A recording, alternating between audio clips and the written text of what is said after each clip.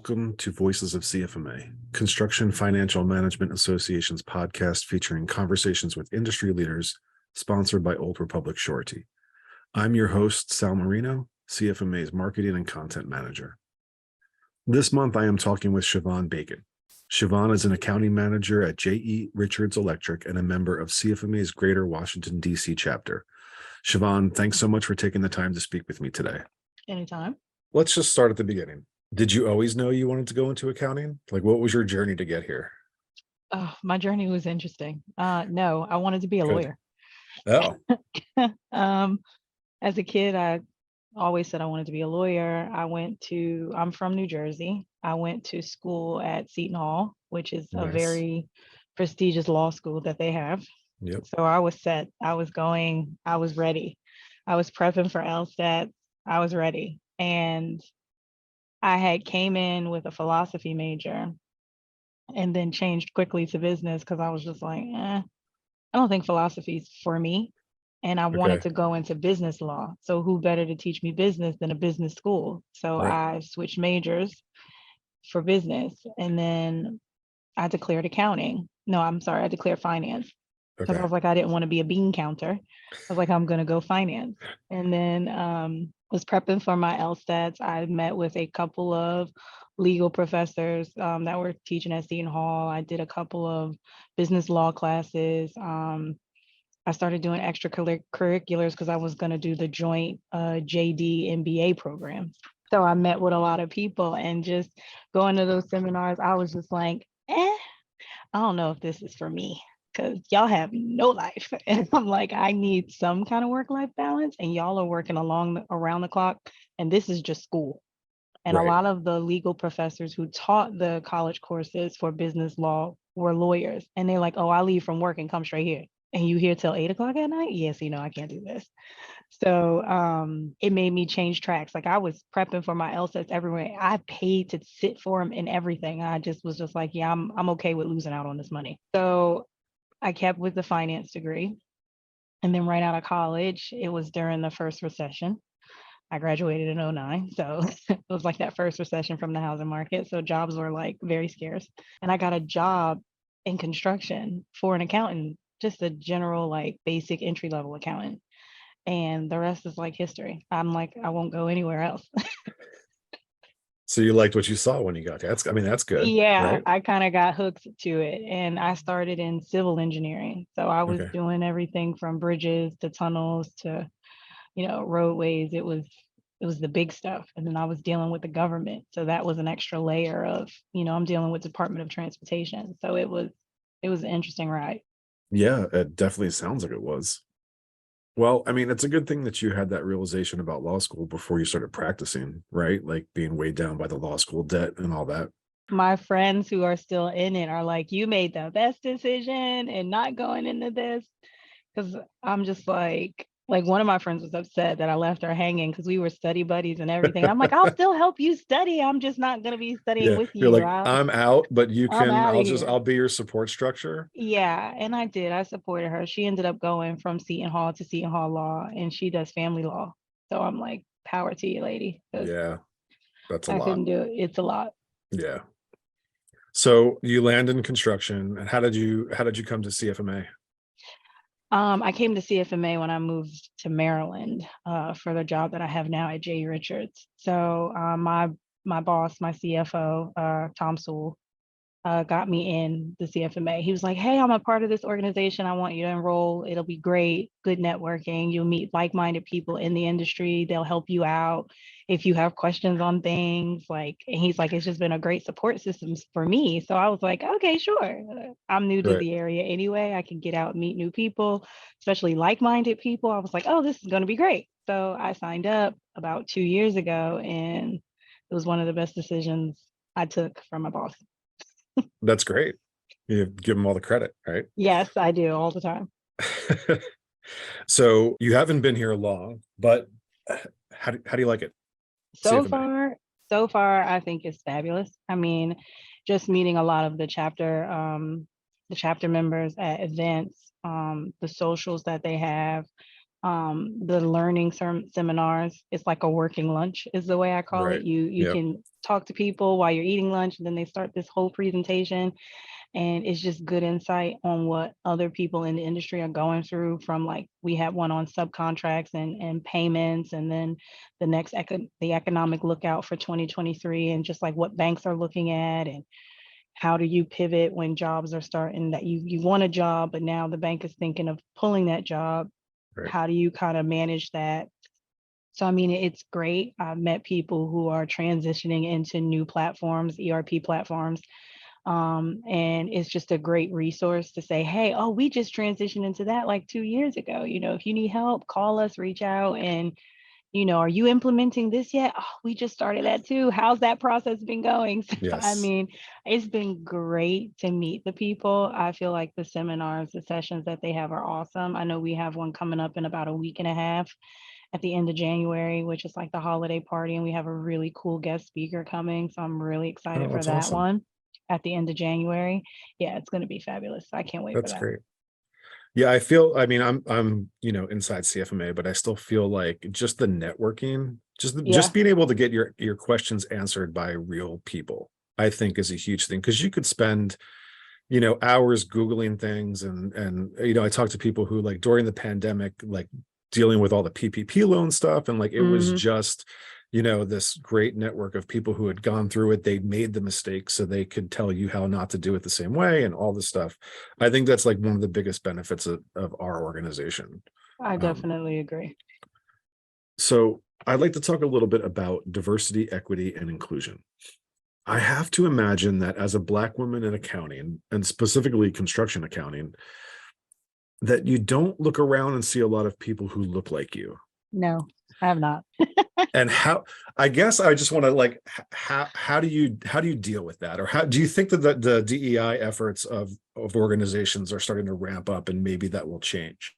I do think it's starting to ramp up. And to answer the first question, how I deal with it, it's an everyday thing for me, because I don't deal with it just at work. You deal Right. with it in everyday life, in regular situations, going to the grocery store, you Right. know, going anywhere, you deal with this. And It's always going to have its challenges. It's just kind of how you look at it. And, I've had people around me that when I hit a wall, I always go to them to seek their advice because they've been around the block a little longer, Right. um, and to just see how they feel. But I feel like where I'm at, and then just where I see the future going, not only for my organization, just organizations in whole in the construction, diversity is a big thing. It's one of the hottest topics that's being talked about right now in a lot of companies about, how to diversify your organization, and not only diversify, retain the talent that you have, by creating a diverse, more open organization for everyone to feel comfortable and to feel safe. Here at Richards, I feel like it's very diverse. It's a very diverse organization. We have people from all walks of life, and I think everyone is, open and understanding to everyone. So it's great where I'm at. In the industry in itself, I see a lot more women coming up, not just minority women, just women in general, because that's the Right. thing with construction. It's very male dominated, no matter what part of the industry you're in. But there's a lot of women coming up. And as far as the diversity, I feel like because I'm in a position to grant someone that access, I need to pull someone in with me. And people around me that I interact with, get information off of them, and we kind of pull each other together, because it only takes one person to make the change. Right. And, just going off my own experiences, it took me a while to get where I'm at. I've not been in the industry as long as some, but like you said, being a minority and being a woman in the construction industry, it's hard. Right. I've taken my hits, I've taken my jabs, but you use that to make you stronger, make you better. It is definitely something that all industries need to look into. Some people are willing to take risk, and it has good rewards. I feel like just being in the position that I'm in, if I can pull others in with me and elevate them up to higher roles, it's only going to go up from here. It must just be tough being in a male dominated field. And on top of that, just being able to look around and not seeing a lot of people who look like you must also be tough as well. It's tough, but it's not uncommon and unheard of. Right. Even in the CFMA, I see a lot of women of color. So it makes me Yeah. happy to see that we are also being engaged, not just the women being engaged in the construction field, but just minorities, women of color, that being heard. I feel like personally, myself, I have a strong personality. So Right. even if you don't hear me, you're going to hear me in Right. some form or fashion, whether you take the advice or you let it blow through one ear or another. I will speak my piece on something and always stay respectful in what I'm saying. But, I don't take no for an answer. I'm not afraid to have the hard discussions and the hard conversations with people who are higher up than me. Because I know a lot of people are afraid of to say anything because they don't know the reaction they're going to get. And it's like I tell everyone, just be bold, be yourself, Right. and that'll show through. Like if you have a bold personality, trust me, it'll come through.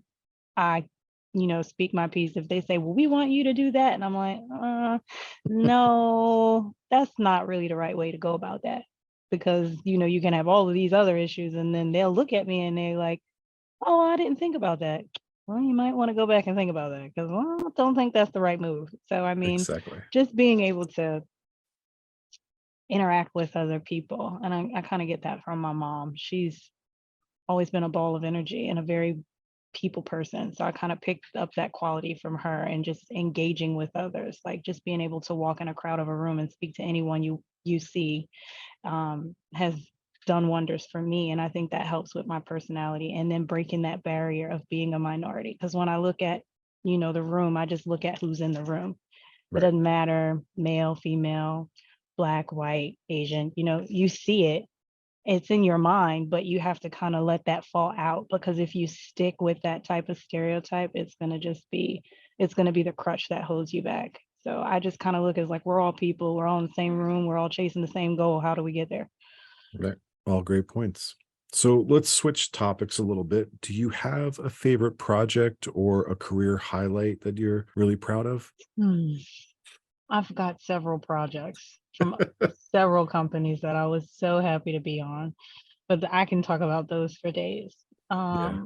Career wise, I would say in the past 2 years, I've been working with a team that I didn't build myself.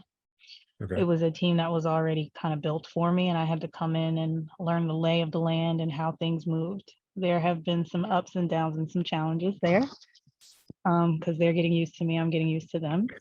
So, yeah, we had some bumps, and I would say Okay. in the past 2 years, I've had a few people that I would say, as I learned from my recent leadership development, is making sure they're on the right seat on the bus and making sure they're the right person for that seat on the bus.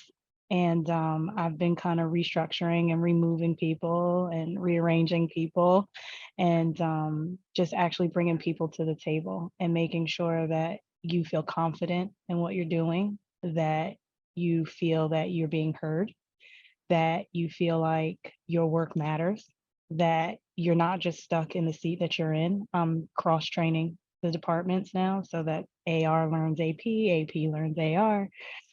Everyone knows a little bit of something, so everyone feels like no one is better than the next.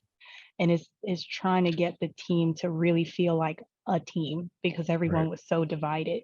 So that was like been the biggest milestone in the past 2 years. It's still a work in progress. I'm still working. It's a everyday work in process, but where we were 2 years ago as to where we are now, it's definitely leaps and bounds. And I think I have people at the table that I didn't think would want to make those changes because of the comfort zones and Right.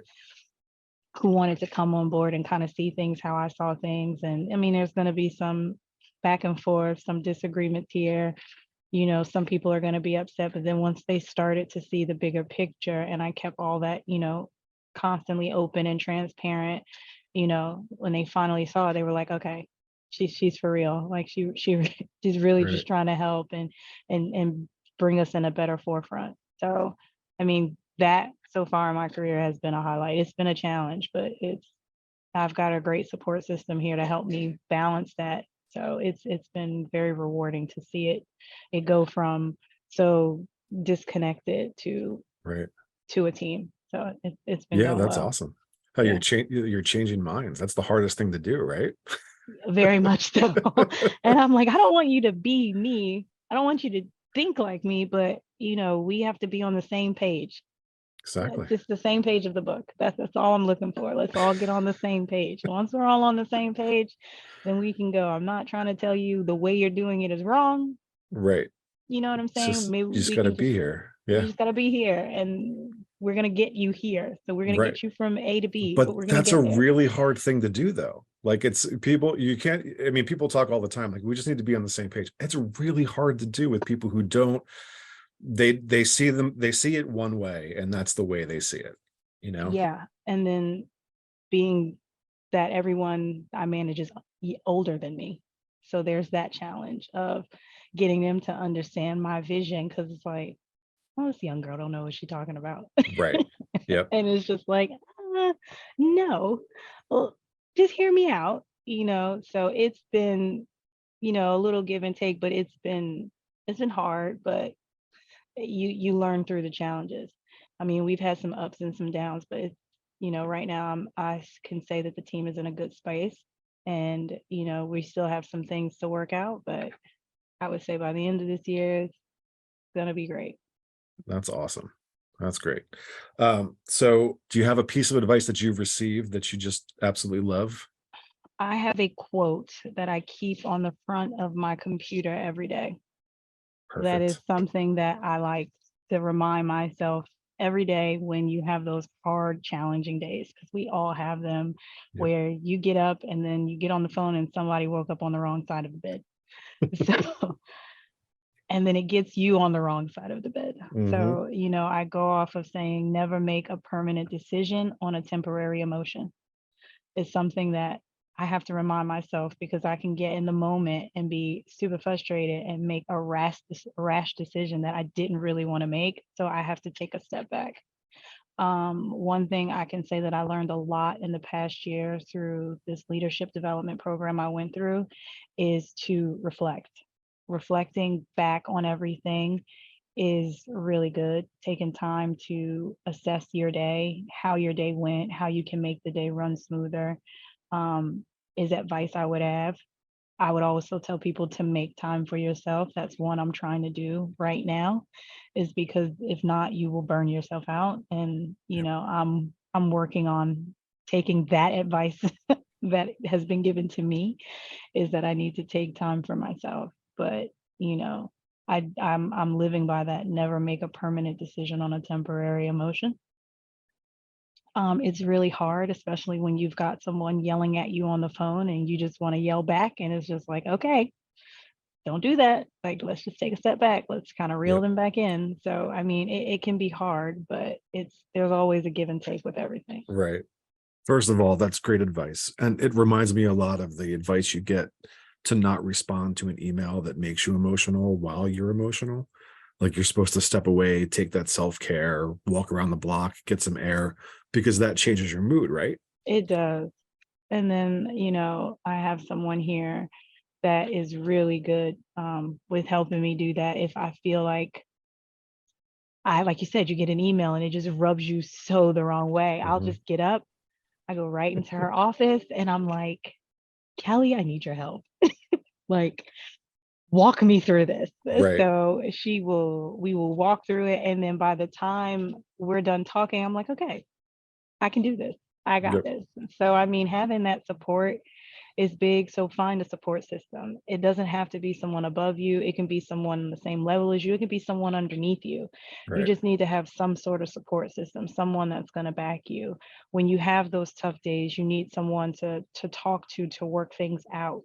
Um, to kind of give you the good, bad, and the ugly of it. That can be, like I said, a mentor, someone above you, Mhm. someone who works in the company. It could be a relative, it could be a friend. You need someone who's going to keep you honest and shoot you straight. Yes. So, I mean, having that in your corner is always helpful, but then just, remember to just always be yourself. Um, I wouldn't say you don't have to change because no one wants to, be at a company and be wild and outrageous, but definitely, make the changes that are necessary to make you a better person, that'll make you a better you, that don't go against what you stand for. If you make those small changes go into larger changes, and people will see that. People will start to understand where you're coming from and what you're offering.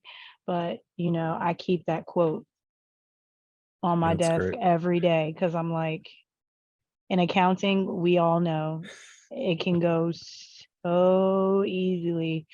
The conversation can go very easy and it can get really rough in like Right. 5 seconds. So I'm like, okay, I got to breathe through this. So, because it's like, I tell my team, we're always the last to know about things, but we're kind of the first team to be yelled at when things go wrong. Because it always goes back to the bill didn't get paid. It doesn't matter why or how or Right. what happened in between. It just didn't get to that end result. So it's like, we didn't know about it, but we're the first ones to get blamed for it. And then I'm like, so how do we work through those challenges Right. and just try to calm everyone down and keep everyone happy? So it's accounting it's a tough job. Most people think it's super easy. Oh, you just sit at a desk all day. Uh, yeah, Right. maybe, but I'm all over the place. So, Yeah, you have to be a jack of all trades in this exactly. role. Well, Chevonne, is there anything else you'd like to say before we sign off on this episode of the podcast? Just to say thank you for inviting me here to talk and, get to know you better and, everyone to get to know me better. Yeah. Well, thank you. This has been Yeah, great. yes, it has been. So until the next time we meet, Yeah. No, I'm glad you didn't go into law because I probably wouldn't have been able to talk to you like this. I So the know, fact that you're in accounting, this works out perfectly. works out for everyone. Yeah, Exactly. no, I mean, I hear it often. Sometimes they feel like I've missed my calling, but I'm like, nah, I found Mhm. a new one. Right. Exactly. Thanks again for joining me on another episode of Voices of CFMA, sponsored by Old Republic Surety. If you enjoyed this podcast, don't forget to like and subscribe and share it on social media. And if you're interested in learning more about the Construction Financial Management Association, please check out cfma.org. Once again, I'm your host, Sal Marino, and I will see everyone back here next month. Thanks.